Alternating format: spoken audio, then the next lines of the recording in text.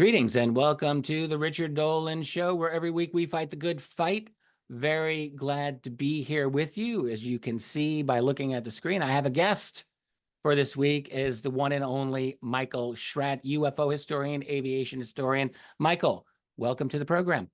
Good to be with you, Richard, as always. As always, we've had you on. I've had you on a number of times in the past. It's been a while. Yeah. And I have a couple of motivations for inviting you on this week, and one of the top ones is that Tracy and I are huge fans of your program on YouTube, your channel, and I just thought, you had not really been active with your own YouTube channel for the longest time, and you are really engaging it and doing a wonderful job.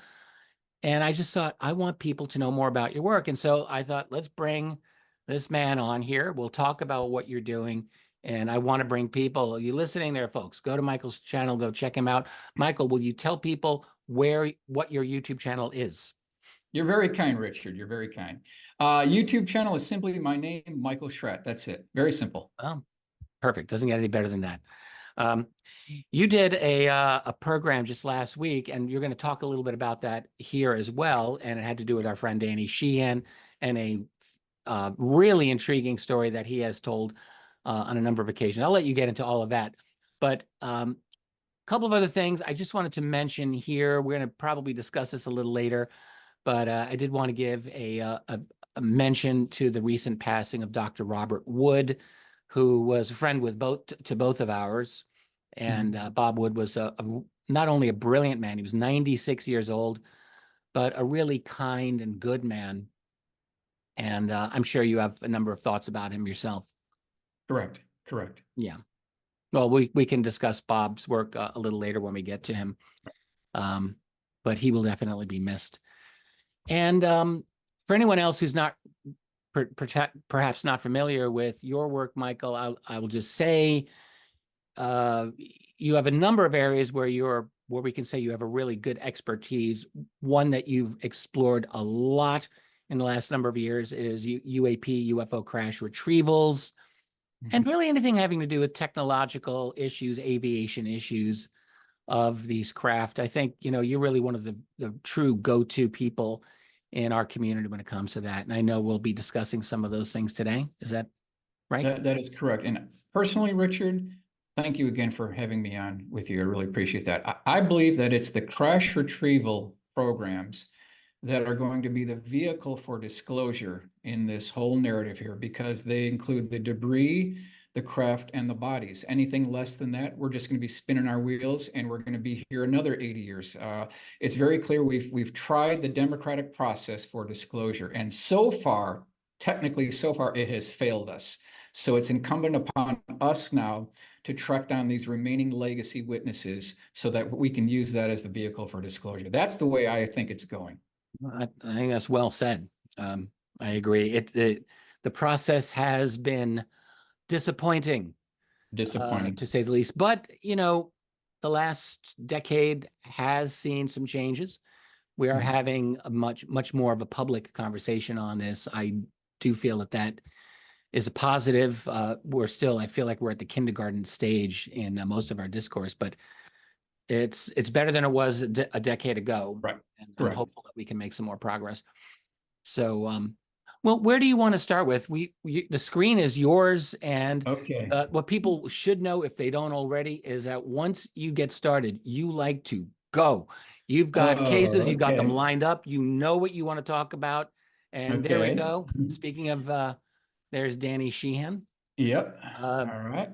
Now, let's see if I can how you want to do that. To slideshow from beginning. Okay, you seeing that, Richard? Absolutely, yes. Okay, good. So I thought we would start here.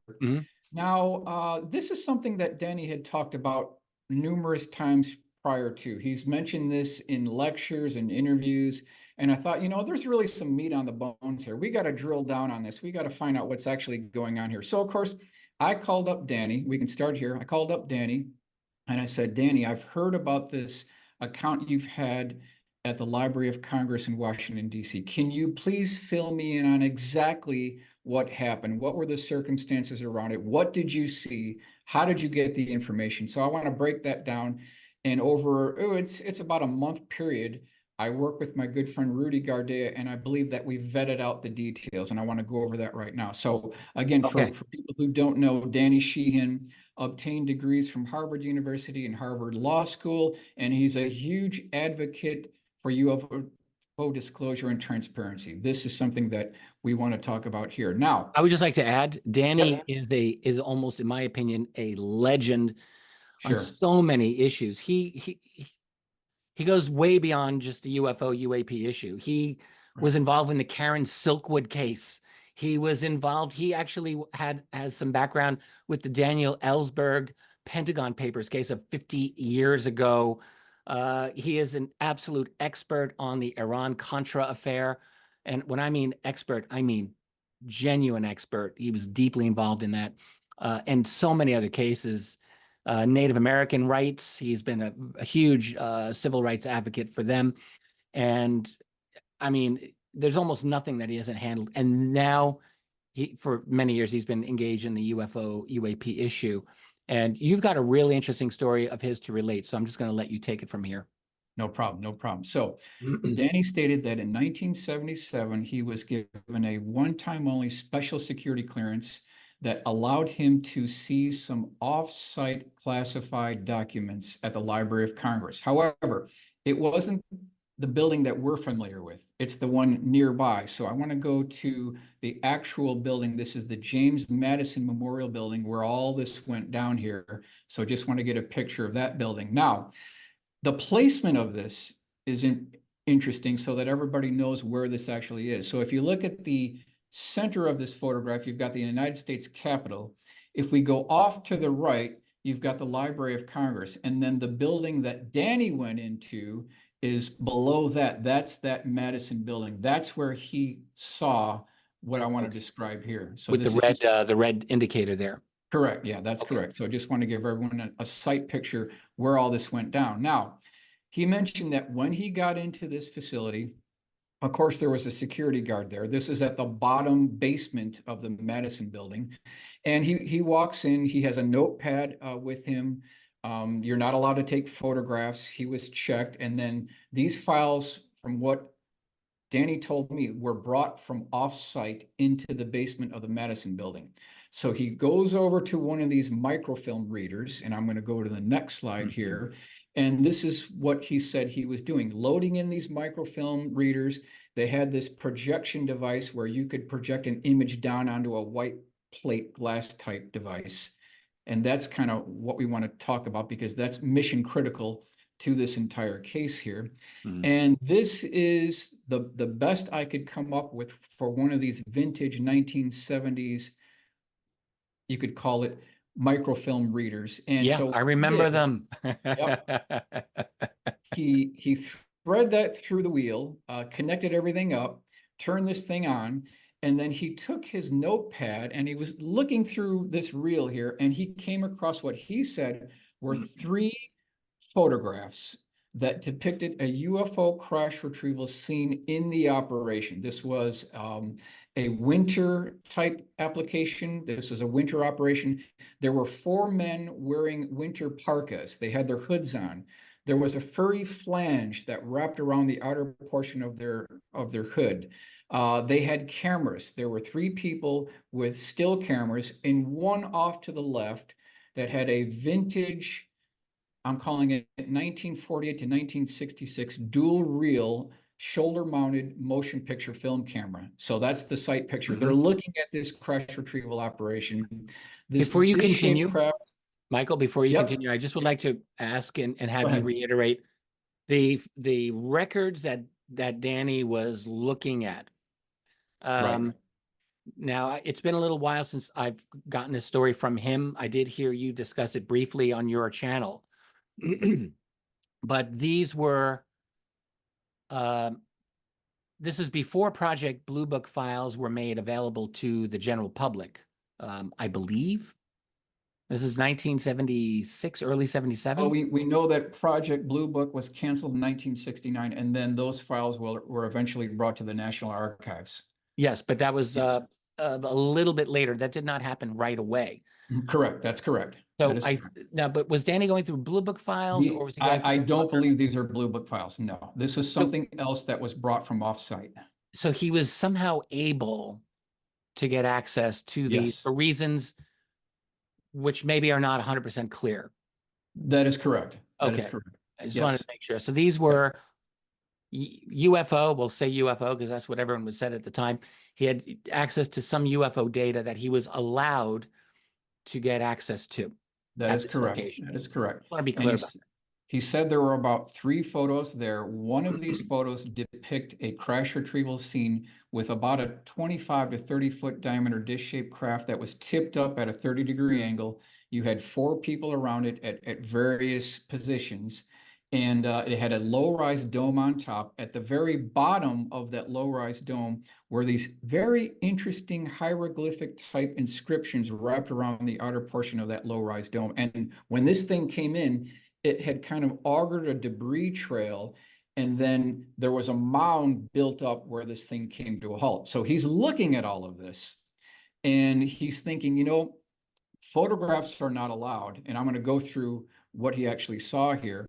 And so the question is, what did this thing look like? What did this thing actually look like? So I met with Danny. This is about a month and a half ago. I was there with Rudy. We had a nice little meal here. And I said, please, Danny, describe to us what you saw. And so he drew this on a napkin, and Rudy was right with us. So he immediately started sketching, and we started vetting out these details. Again, when this thing came in, there was this mound on the right-hand side. And so you can see this is the beginning process of where we started this whole thing. Now, on the upper left are what Danny recalls as being these strange inscriptions or writings that was seen around the bottom of the dome. Now, I've got at least probably 7 other cases within the Stringfield files that also have these strange hieroglyphic type lettering. So, Richard, what I'm thinking is, throughout the decades, there's got to be this transnational team of linguistic experts, of engineers who are cataloging these symbols, putting this into a database and trying to decipher what these are. There has to be a team that's doing this. It actually doesn't look truly like hieroglyphics in the Egyptian style. Correct. It does look a Correct. little bit like cuneiform, which is ancient Sumerian, but it's Right. obviously different from that. It almost looks mathematical to me, like fractions. Sort of it does. Sort of it does. All right, so these are the breakdowns here. Craft measured approximately 30 feet in diameter and was tipped up at a 30-degree angle. That was critical. Craft had a dome on top with what appeared to be strange symbols along its lower surface. That was the lower part of the dome. It left a trail on the ground, created a mound of dirt where it came to rest. The photo depicted 4 men wearing winter parkas with a furry fringe around their hoods. He mentioned he could see that in the photograph. So that was the viewing perspective here. And this is the key element here. 3 men had still cameras. A 4th man had a vintage shoulder-mounted double-reel motion picture film camera. He mentioned this very detailed.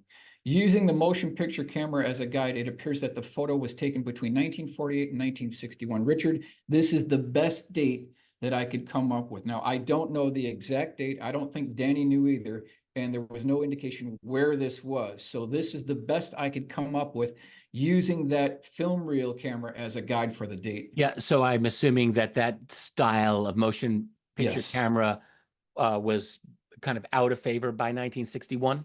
Something like that. Yes, Around like they had that. moved away from that. Yeah. Okay. That's correct. That's correct. All right, let's continue on here. Now, this was what these men were wearing. They were absolutely, all of them had this winter parka with this, what he said was a visible furry flange wrapped around the outer portion of that hood section. He mentioned that, so he could see that within that photograph. Something that I think the men were using were these still cameras. I don't think he didn't mention anything about a zoom lens, but these are standard issue, perhaps military cameras for the period correct time frame. And then one of these gentlemen, I've got the tripod here. He didn't mention there was a tripod, but I'm just showing what that top section of that motion picture film camera had. And it absolutely had those dual reels, Richard. This is what Danny had Interesting. mentioned. Yep, let's continue on here. So this is a blow up of what Danny drew for the inscriptions. I agree, it does look like cuneiform clay tablet type inscriptions. So I thought that was interesting. This was on the lower portion of that upper dome. And then really the refining process began. And this took some time. This was not easy to pin down here. So this is kind of our rough sketching, getting the layout of this correct. And this went on for like 3 weeks between Danny, myself, and Rudy, Wow. trying to get this perspective down. And we didn't get it right the first time. You can see this is our perspective. That top view is about a 75-degree 80 look down view. The one on the lower is more of a, I would say, 20-degree look down view. We'll go to the next one. Now you can see the placement of the men in the view. We've got the mount off to the right, so we're getting a little bit closer here. We'll go on to the next one. The angle here is about correct, but the problem is we don't have the orientation of the scene from the perspective that Danny said that he saw it on this microfilm reel. So that was the difficult part to pin down here. I'm going to go to the next slide. So now we're getting a little bit closer, but what we really want to do is take the entire scene and rotate it counterclockwise 90 degrees, which will get us a little bit closer here. We've got the men in place, and now we're starting to get closer. This is getting very close. When I sent this to Danny, he said, yep, this is getting very close. We've got the perspective now. So I said, okay, Rudy, we want to seal this in. We'll lock it down in concrete, but I want you to make one change.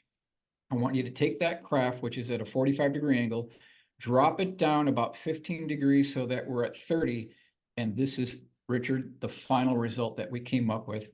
And when we showed this to Danny, he said, that's about as close as you're going to get until you actually see the real photograph. First of all, it's beautifully rendered, and wow, I'm just so impressed. So something out here, Richard, there is a photograph of this, multiple photographs. So somehow we all need to run this to ground and find out where this happened, when this happened, who was involved, and what happened to the craft. Yeah, we can assume it's probably an American retrieval since it was in a U.S. Yes. repository. You indicate between 1948 and 1961, so basically that sometime in the 1950s, most likely. Yep, that sounds correct. And in terms of the scenery itself, I mean, this looks like it's out in the middle of maybe the western states. It looks like we've got a large empty kind of plain here, which there's some mountains. Did Danny describe mountains in the background? Maybe just low rolling hills, but you know, he did describe this debris trail that this thing left. So it had augured out kind of a trough or pushed away some of the soil, but then when it came to a rest, it built up that on the other side of the craft itself. So almost like it slid into the ground and dragged slid into the ground a little bit. And that might be why it was embedded at an angle, because it had just opened up so much earth. That's correct. That's correct. Okay. So this was our best effort, final refined drawing. And then I want to go to this here, Richard. I am offering a contest, a $100 cash prize. And I do realize that that's not much in today's money here, but this is ultimately a crusade for all of us here. So $100 cash prize contest, looking for anyone who is very good in AI rendering, something that would be a Photoshop, Maya, Unreal generator. All entries must be received no later than 12 midnight, Tuesday, September 3rd, 2024. The top 20 entries will be displayed Wednesday, September 4th. The winner will be shown last. Yeah. Submit entries to me, and this is the email address here. So I just want to throw that out here.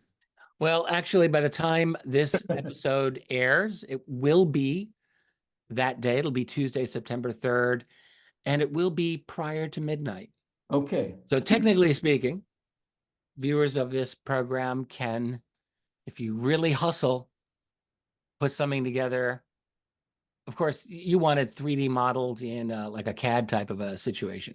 Well, it just needs to be photorealistic. We want to preserve an important part of our national history. So barring the actual photograph, Richard, we've got to do something. We've got to do something. Yep. Well, you may get a couple of late entries from this channel, and hopefully that'll be okay. I hope so. I hope so. That's great. All right. So that's this case here. Now, I want to talk about a completely different case, and I want to Whoa, whoa, talk whoa, about. whoa. So wait, let's put a little bow on Danny's story here. Sure. So Okay. there's a lot more to this. He actually traced out the Yes. images. I mean, I don't know if you want to get into that whole Oh, thing. no, I do want to get into that. So now, again, there was no I know there's a photography lot you want to allowed. talk about. Oh, no, we absolutely want to talk about this because this is key too. So what he ended up doing is he took that notepad and he flipped to the very back of this notepad where they have this cardboard backing, and he laid that down on that white plate and he projected that photographic image directly onto that cardboard backing, and Richard traced the entire outline of that crash retrieval operation. Yeah, So and I assume that's long gone. Is that gone? he didn't say that he had it right now. It wasn't readily available when I met with Danny. Heard So about this for years. I think yes, it's just yes. gone. So that probably exists somewhere. So this is based on an actual crash retrieval. Now, when he walked back and was leaving the area, he did meet with the security guard, and the security guard asked to see that notebook. So he handed it over there, and this gentleman starts flipping through the pages. He got to the last page. There was nothing there, but he didn't lift up that last page and look at that cardboard backing. So Danny actually walked out with this drawing from this facility, which is incredible. Yeah, yeah, yeah. Awesome. Thank you. Thank you for that. Thank you, Richard. That was great that you reminded me. That's great. Onward. So why don't we go ahead and continue on here? And I want to talk about this case. This is a very interesting case that I thought might be of interest. This is 30 miles off the coast of Corpus Christi, Texas, on an offshore drilling platform. Now there's 500 men on here. We're talking about, real muscular blue collar guys. These guys aren't liars. There's 500 people on this offshore drilling platform, just to give a sight picture of what we're talking about here. Mhm. One of these absolutely huge drilling platforms. And this is the report on the sighting. The witness is Jeremy Clark. He's an engineer. There were 250 others that were still awake. The other 250 were asleep below the area. The date on this is December 1997, 30 miles off the coast of Corpus Christi, Texas. And what they heard is this rumbling noise. They saw 25 military helicopters approaching the offshore oil drilling platform, but the noise was not coming from the helicopters, Richard. All of a sudden, these helicopters stop in midair, and then this gigantic, twice the size of a football field, elliptically cigar-shaped craft rises from the ocean, hovers over the helicopters. There's 25 of them. They all stop in midair. And what these people on this offshore oil drilling platform described was a concave section on the bottom of the cigar-shaped craft. It had 4 inverted domes on the bottom surface, and then there was multicolored lights around this thing. And they're watching all this. They can't believe this. This thing departs like it wasn't even there, and then the helicopters fly over this oil platform, and they make no noise whatsoever. So like the military was involved, they had foreknowledge of this. And this was reported by Benfield in the BUFOD website. So I thought, okay, why don't we take everything from this report, see if we can get a drawing of what this actually looks like. And this is what Rudy came up with.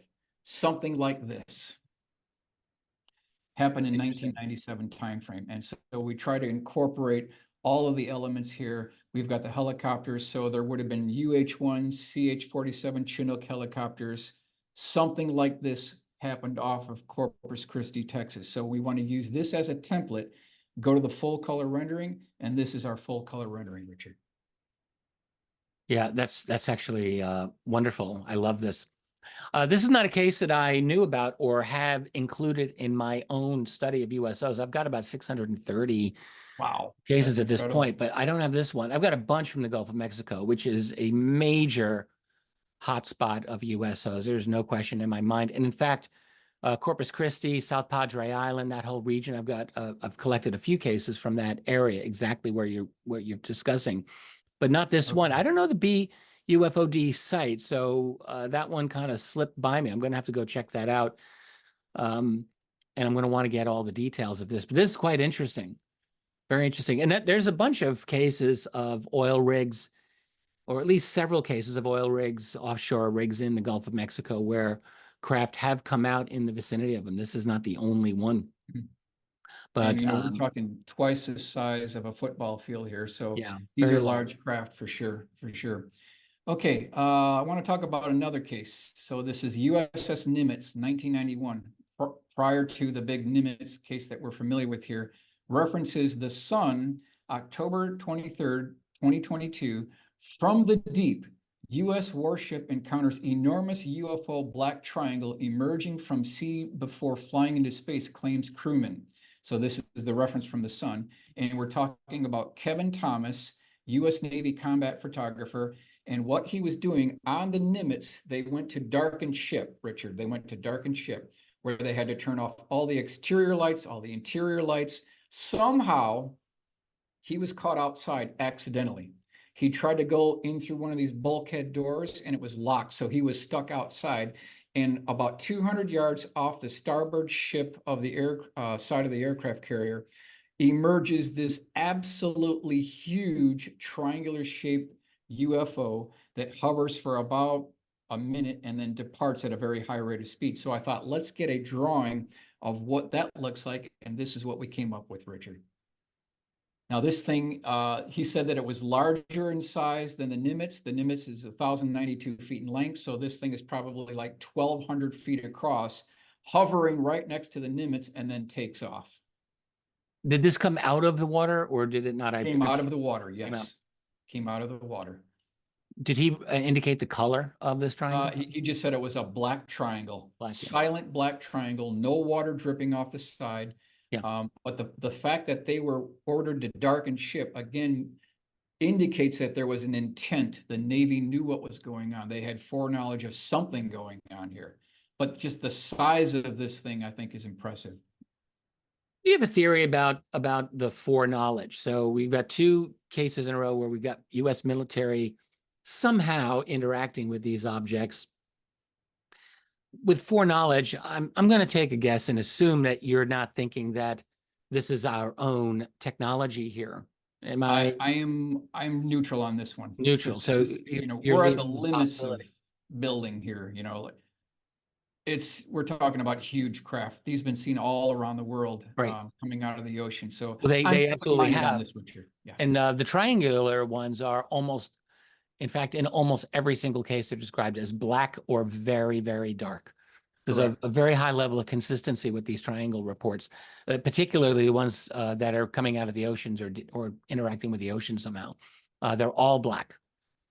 So that's one consistency that makes me think these stories are probably true, because it's very consistent there. But I mean, do you have a hard time imagining a manufacturing infrastructure from the United States that's actually making something that big? I know. It seems, Richard, that we're at the theoretical limit here, right, of what could be done. Now, I don't put it beyond the military industrial complex, but now we're at a level where, wow, these things are huge.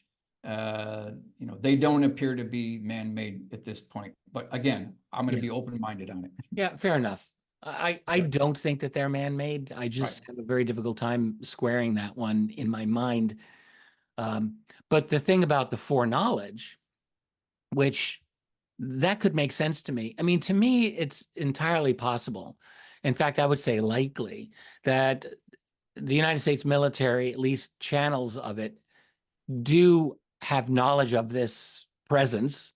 Certainly the United States Navy, there must be people within the Navy who do have knowledge of these objects, which have been tracked for decades, dealing with our aircraft carriers, our battleships.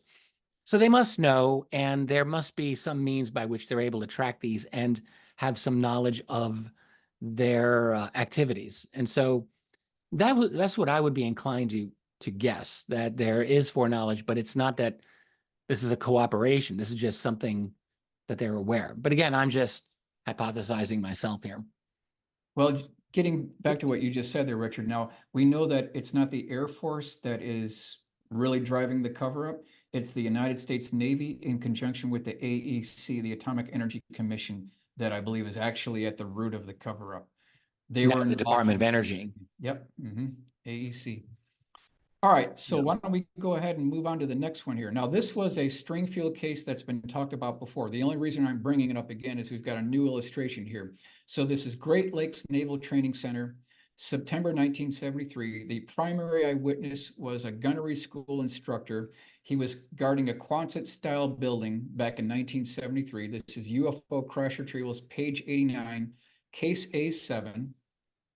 And I'm going to go to the next slide. So he was told to deliver an important letter to a high-level military brass inside this Quonset-style building. So he's escorted by two muscular CBs. They go down this corridor. They make a left-hand turn. They go into this open area inside this Quonset-style hut. And he said that he saw a teardrop-shaped UFO that was 35 feet across, 12 feet high.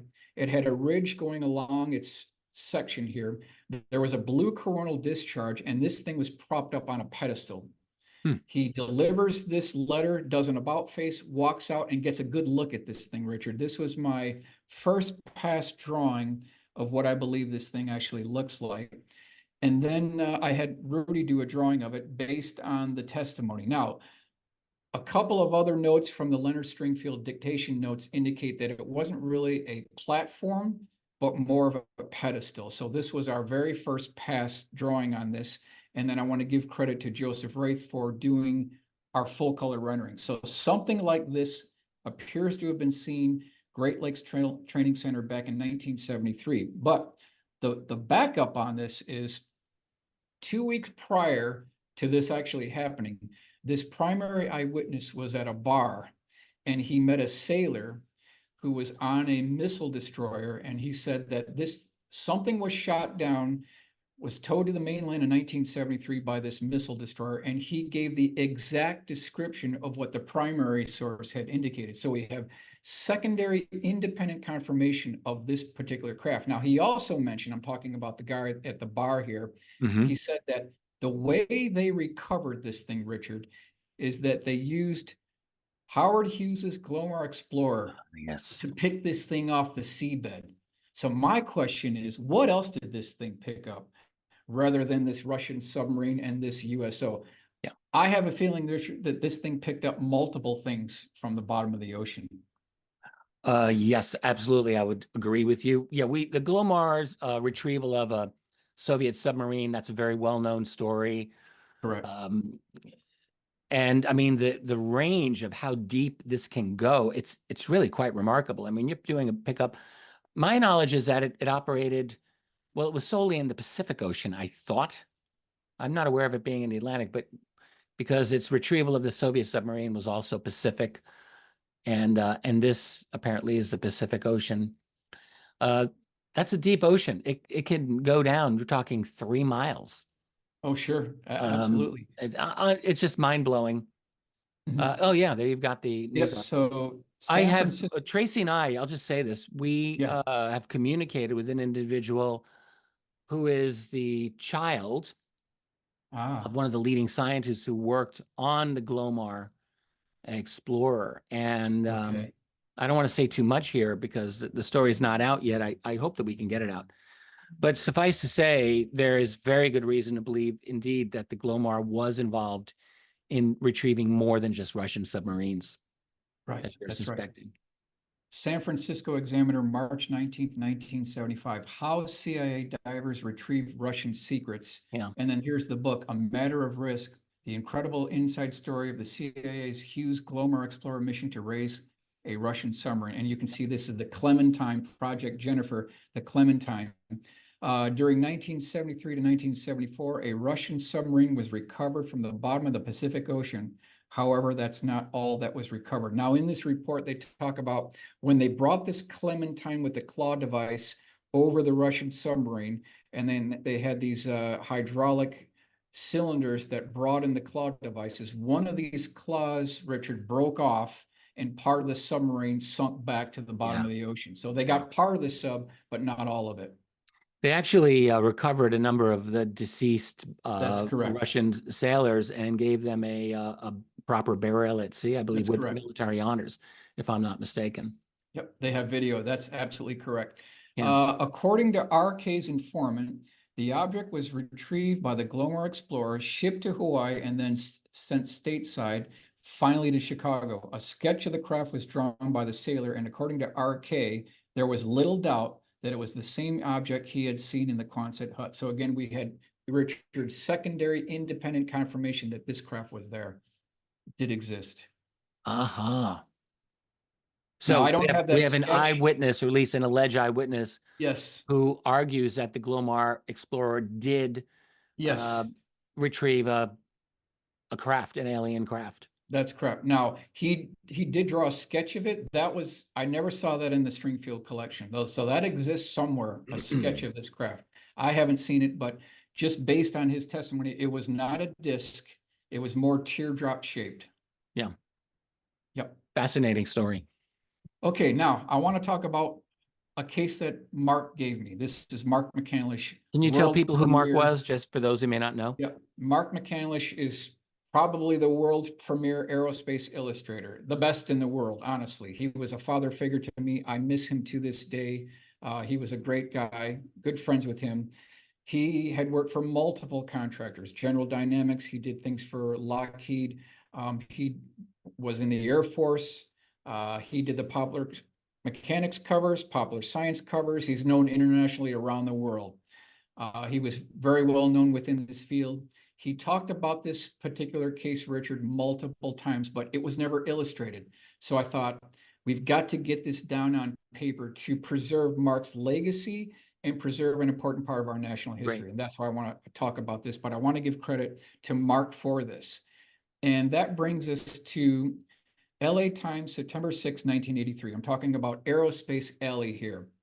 So for anyone who's bored on a Sunday afternoon, you can actually go through the military industrial complex in one day. It would take you an entire day, but you can go in one day. You could actually start south on the 405 near San Diego and head northbound to Los Angeles, where you'll continue through Hawthorne, keep on going up through the 14 to Palmdale. There you'll get the Skunk Works facility. You get Air Force Plant 42, go past Lancaster, continue heading north on the 14 will take you to Edwards Air Force Base, Edwards North Base Complex, Richard, where we know a whole bunch of things go on at Edwards North Base Complex, and then terminating in Mojave. So this can be done in one day.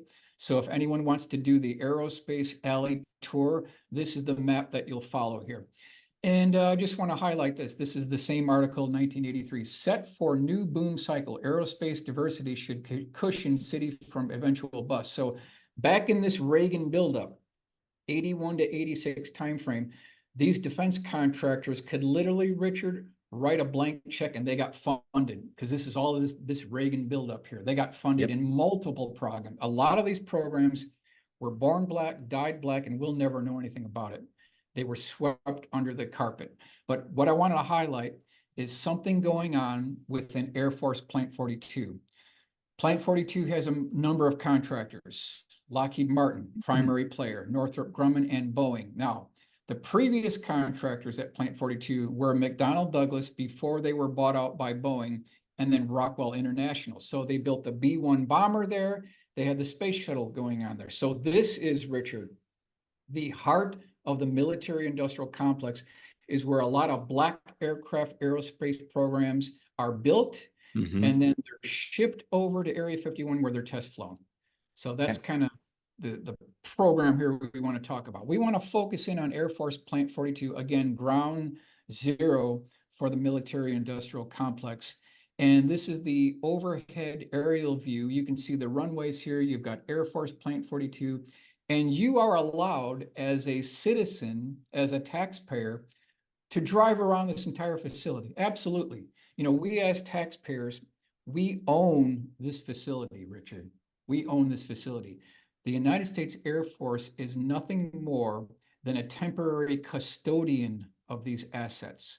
We own the runways, we own the buildings, we own the facilities, we own the aircraft. We own this, Richard. So we Someone have mind telling them that? Yeah, we have every right to question authority, Richard. We have every right. All right, let's continue on here. What we want to focus in on is Plant 10. Lockheed Advanced Development Company. I got this from the Palmdale Library. Mhm. And we'll go to the next slide. If you look off to the left, Richard, you'll see a railroad. And this is the path that people can drive down on their cars. There's a road right next to that railroad. And a little bit off to the right of that railroad, Richard, you'll see building 601. That's what we want to focus in on, building 601. The right side of building 601 is where this, according to Mark McCandlish, this all went down. And he said that on the right side of building 601, during a air show, he spoke to a gentleman who worked at the Northrop facility, which is off to the right, quite far off to the right. Mhm.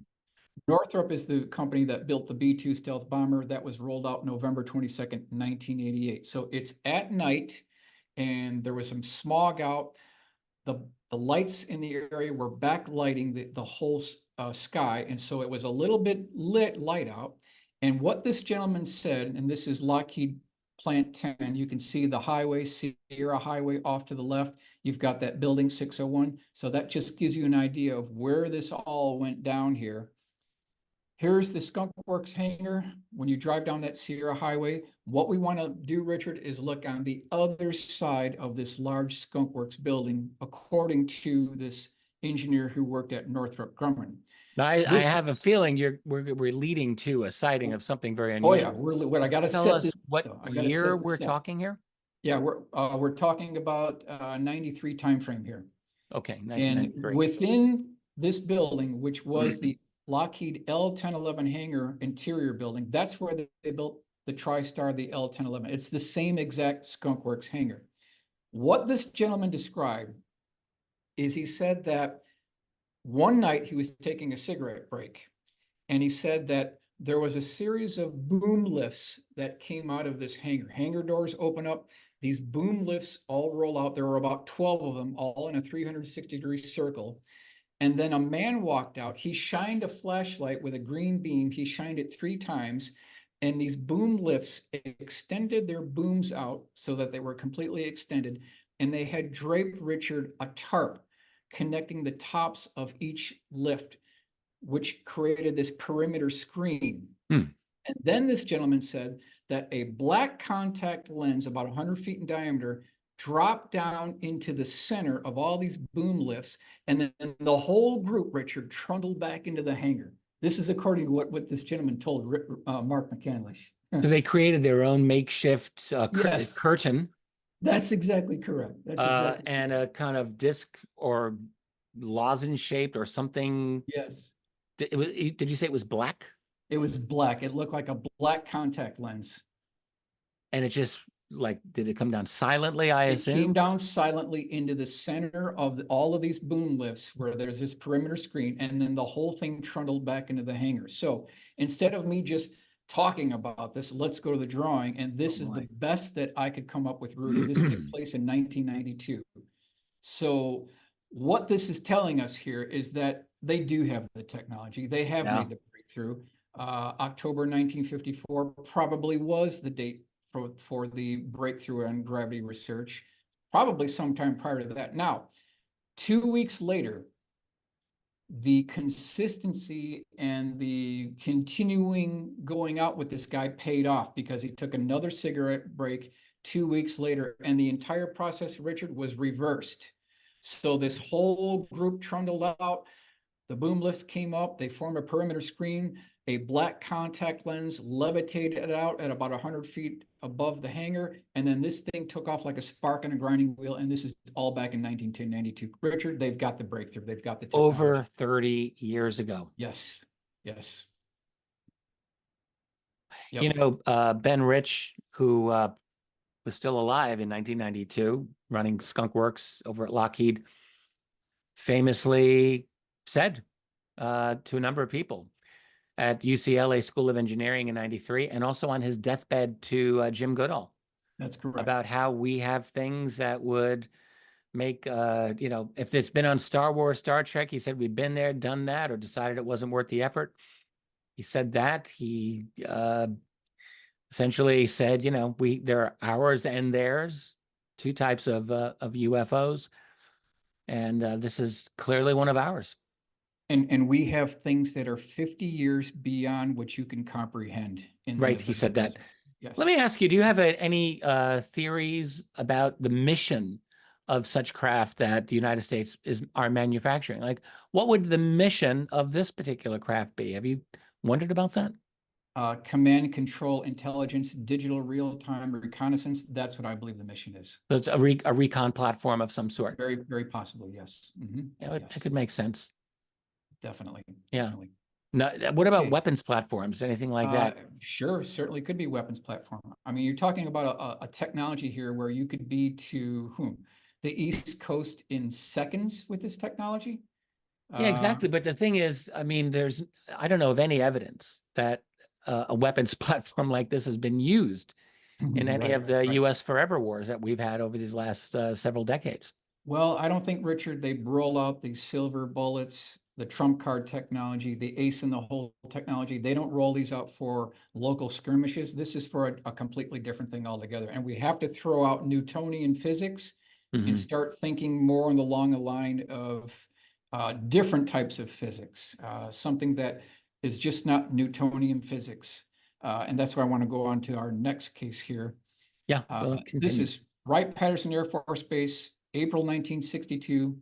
This is seen by a group of exchange pilots that were part of the 354th Tactical Air Command Fighter Wing. This is Retrievals of the Third Kind, page 88, case A6 within Leonard's book. So just to set this up, you've got the wing leader.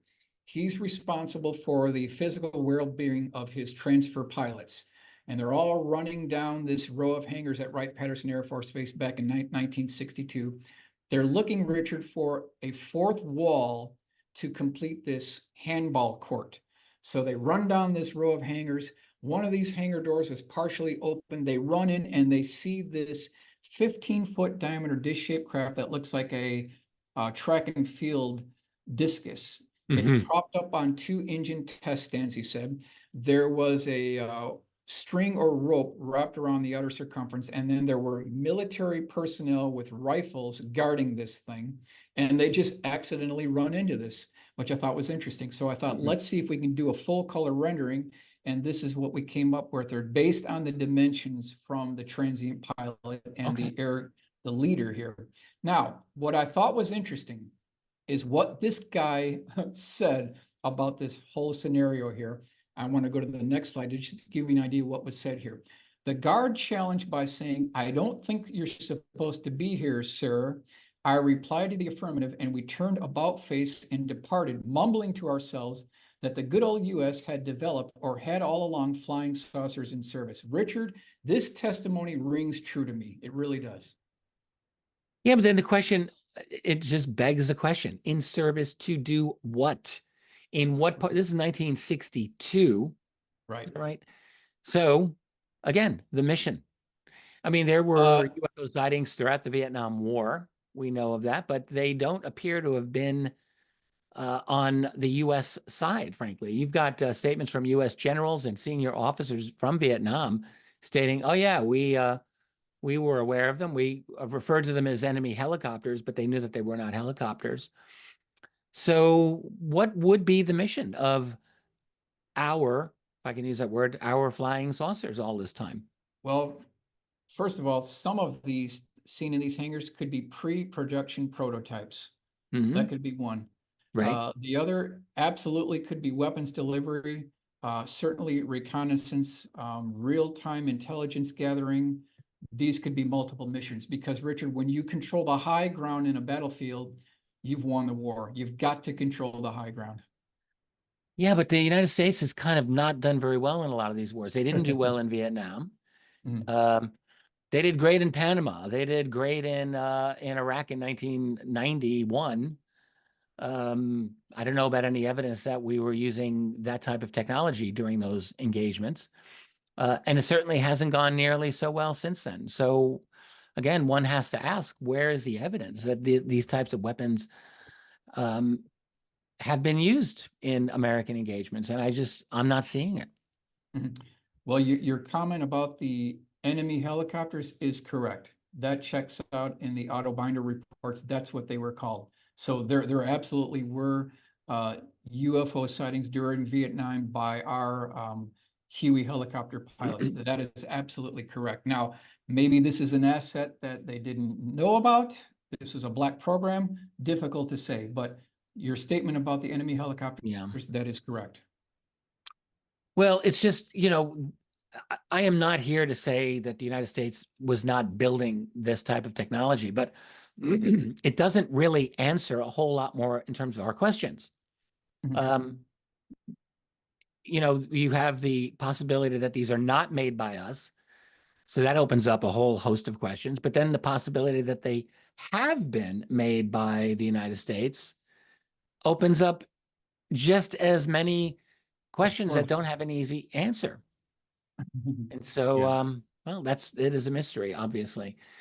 So now I just want to point out we were planning for about an hour, and Okay. you have a magical way of showing so many amazing cases. The time is already going. Like we've Okay. got time for a couple more, but I just Okay, want we can to do a couple more. That's fine. All right. and We'll do a couple more here. Now, oh, so here we go with I want to Ryan's. give credit to Ryan Wood for Magic Eyes Only. This, Richard, is the updated version for a publication that he published about 10 years ago with the same title, Magic Eyes Only. Yeah, This one try is close to 20. Yeah, it's been a while. It's been a while. Earth's encounters with extraterrestrial technology. So I just want to give credit to Ryan for doing this. Now, he's got 104 crash retrieval references within this publication.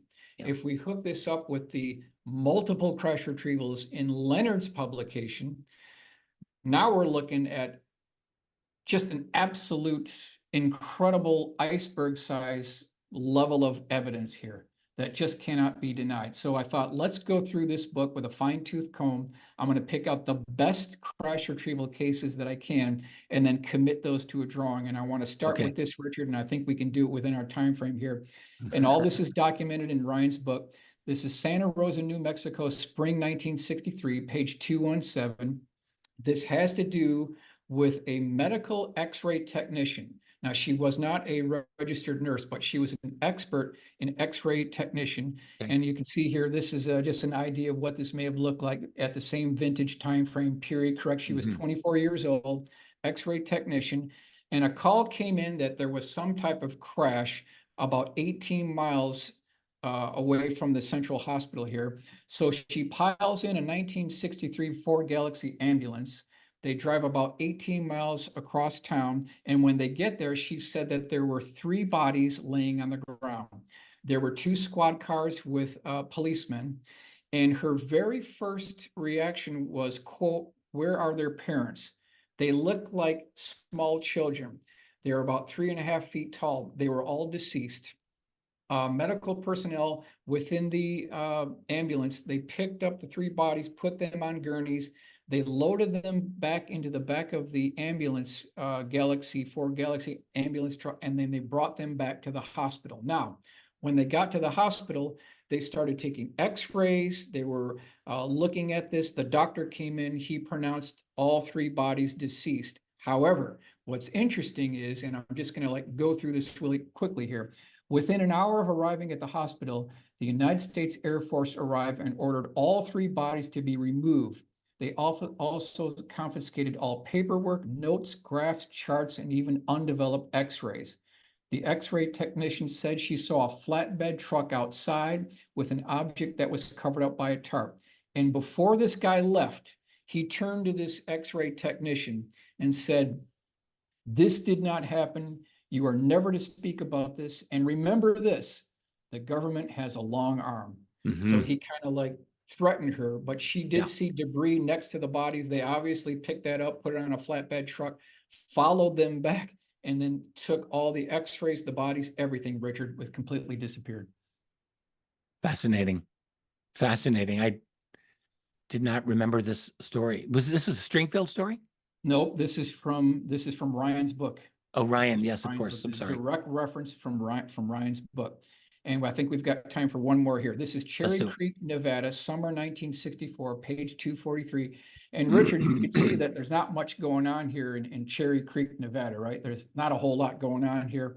Population is 72 people. So there wasn't a lot going on here. And I want to talk about what actually went down. So there was a train of copper ore cars, and this is from the Eli Route Nevada Northern Railroad Company. So this train with these copper ore cars, they kind of make a turn around this bend. And what did they see? They saw that the tracks in front of them were torn up and mangled, Richard. They're all bent and mangled and completely torn up. So the brake person, he hits the brakes, the train stops, and as they get off, they see three female ranchers on horseback. When the train stopped, all three ranchers rode away quickly. Eventually, the Eli Armory was called. They called the National Guard. The National Guard came in, loaded everybody off the train onto a truck, and they departed the scene. The military investigated the craft. It was tipped up, inverted, completely inverted. There was a hull breach on the side of the craft. They found two small bodies, and then one body appeared to have been living, and he walked away. There were small footprints walking away from the craft itself. So in a nutshell, that's this case. Now, to finalize, The being walked away, and they presumably never saw it again. they never saw the third.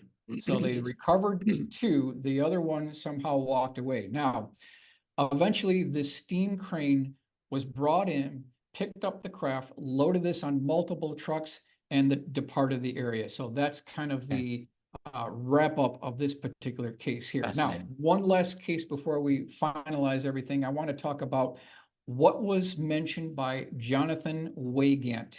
He was interviewed by Martin Willis back on 9/5/23. This is a screenshot from his interview. So I want to give credit to Martin there. Right. And what he described, this is back in April 1997. He is a Lance Corporal E3 in the Marines. Back in April 1997, he was sent to investigate a crash of an unknown aircraft in the Bolivian jungle. So he's loaded up with two other personnel onto a Humvee.